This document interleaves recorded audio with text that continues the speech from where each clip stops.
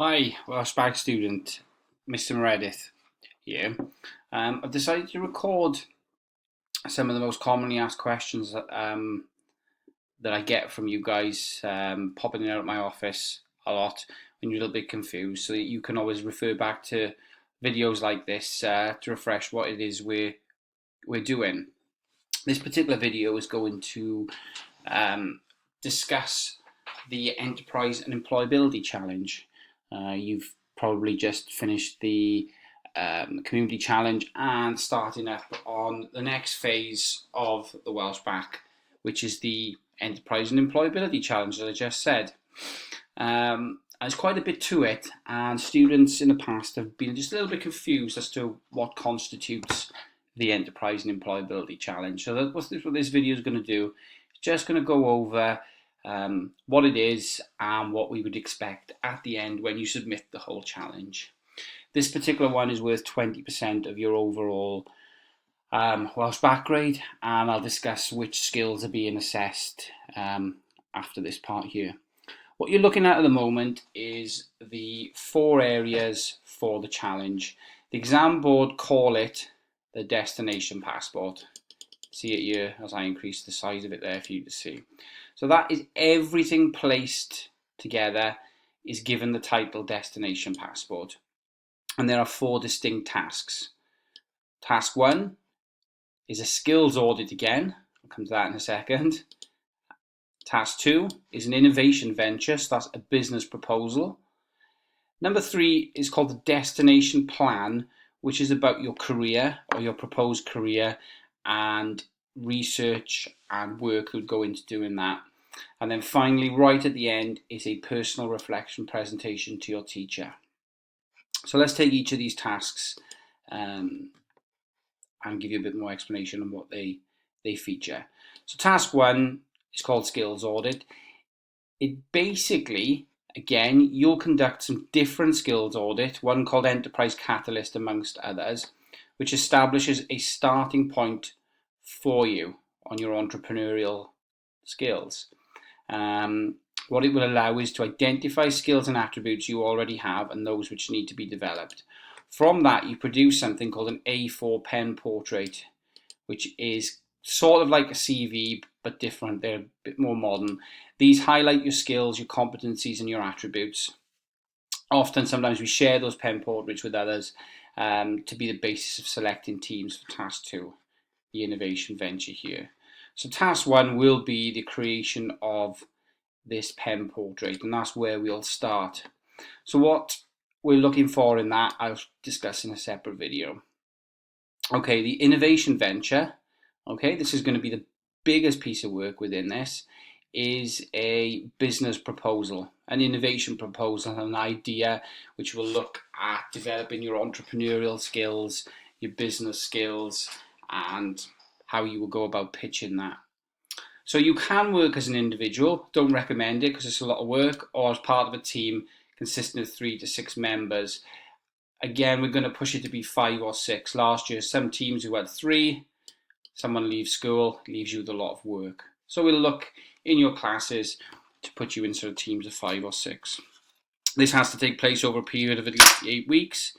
And you will develop an innovative concept or idea and formulate a proposal and presentation based on that. So 2 pieces of work: a proposal, written piece of work, and a presentation where you present your idea, a bit like Dragon's Den, to a group of people, usually a teacher, and hopefully some outsiders from business might come in as well and have a look at what you've been doing.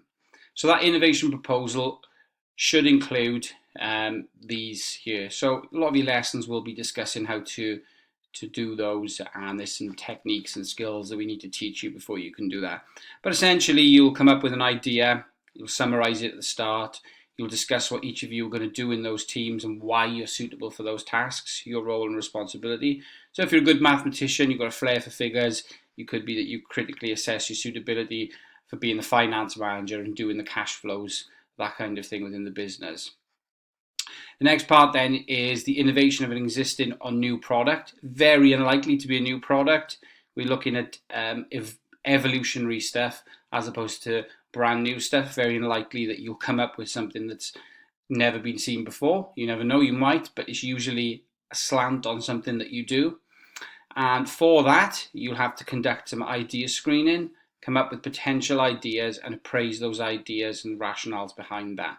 So this is your problem solving and your creativity here, where you're going to be looking at 3, 4, 5 different ways or 5 different ideas for your new product or service, and then conducting things like SWOT analysis and mind mapping those ideas using standard business techniques to present and come up with those ideas.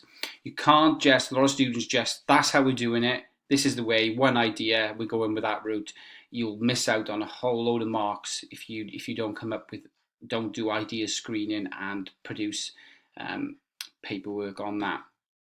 Then we get into more the business side of things. So we're going to have to teach you a little bit of business studies here, certain business analysis techniques, market research, advertising your product, what resources you need, how you commercialize it, and we will then need to teach you how to do cash flows and profit and loss. So there's a fair bit of skills teaching and some knowledge teaching in these areas here, okay? So a little bit of business studies. So if you have done GCSE business studies or you're doing AS business studies, you've already got a good start on this. Then we've got project management, Gantt charts again, to-do lists, brainstorms, establishing roles, tasks, priorities and goals, aims and objectives, a schedule of things you need to do and by when. Usually we try to find somebody in your team, the person who's really good and organised, who can put together a good schedule for you to all follow. Then you'll design. So you can create a prototype, it depends what it is. Generally they're just illustrations. We don't expect you to go producing and making things. A lot of people last year designed new apps for phones. They didn't actually code it. They just came up with the ideas. They did drawings and illustrations of what it would do. And then at the end, usually this is a good part for your presentation. You evaluate and justify the fitness for purpose. So this is your innovation proposal. Once you've done it, you need to present it creatively. This is important, okay? Being creative is part of the skills that we're going to be assessing in whatever format you choose to deliver to an appropriate panel of experts of at least 2 people.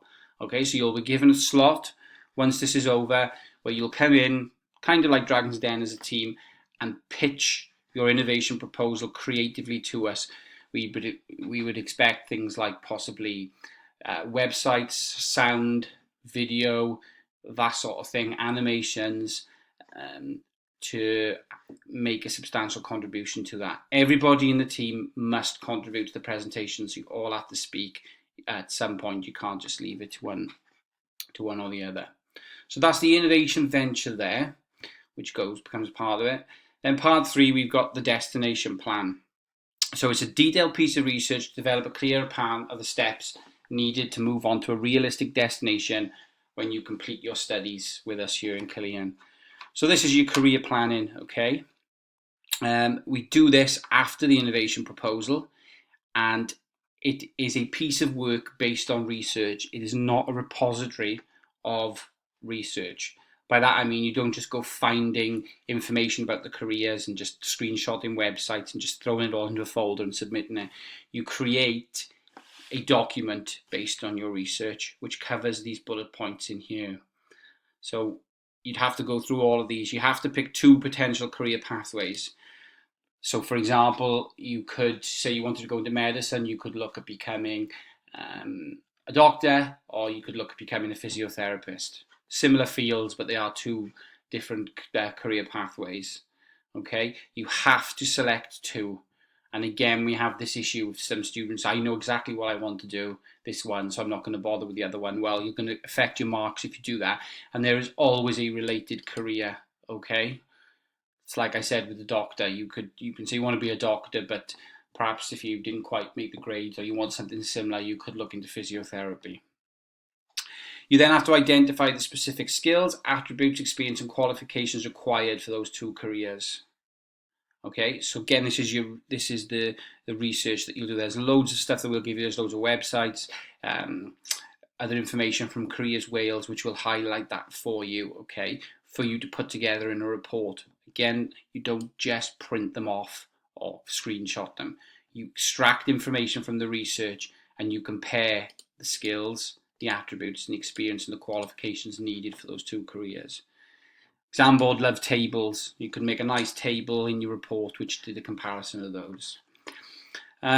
You also need to directly contact employers to inquire about their requirements, so things like going to careers fairs, emailing employers based on the career you want. You need to get some information from them, so you need to try and do that, okay?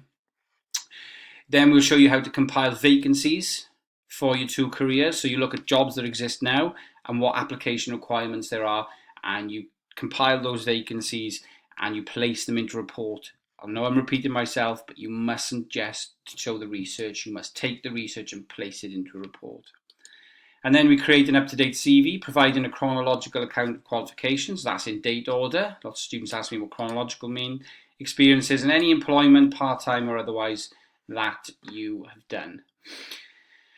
Then over here, you need to put together a formal supporting letter application for a post, so for one of these vacancies, or if you started a personal statement for your UCAS application. That's pretty straightforward. This is the one here where some students fell down last year. Analysis then of your personal skills and attributes, experiences and qualifications, and the gaps which need to be addressed in order to achieve the move to the chosen destination. So if you want to become a doctor, what of these do you have to develop based on everything you've studied so far? Okay, so that's an important section there. That isn't something you can screenshot. That is something that you have to write, and write well to gain good marks. Now this one here is a little bit completely different, really. It is thrown into this. In my mind, this is a little bit of a separate task. We're going to do it as a separate task. But it's about your financial literacy, basically. Your personal financial demands is understanding the world of finance when you leave. So things like mortgages, loans, wages, tax, all those sorts of things. This specifically uses numeracy, and when I come on to how you're going to look at the skills we're using in this in a second, you'll see why this fits numeracy. So we'll be doing this sort of out of sync with these ones here, okay, with all this even though it goes in the destination plan, it's very much separate to it. I think the only thing which you're going to use from those is when you do the personal financial demands, you're going to look at the starting salaries of your chosen careers. So if you picked, I don't know, doctor or teacher, you'd have to find out roughly what the starting salaries are and work out some numbers based on that. So that's a sort of a task on its own, really, then quite a substantial task compared to the rest.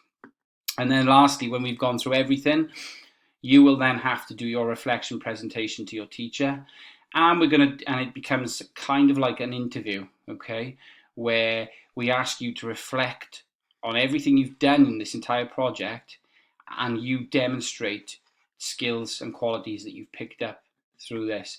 And there will be certain questions asked to you, competency-based questions that we will ask to you, which are the sorts of questions that interviewers will be asking you, okay?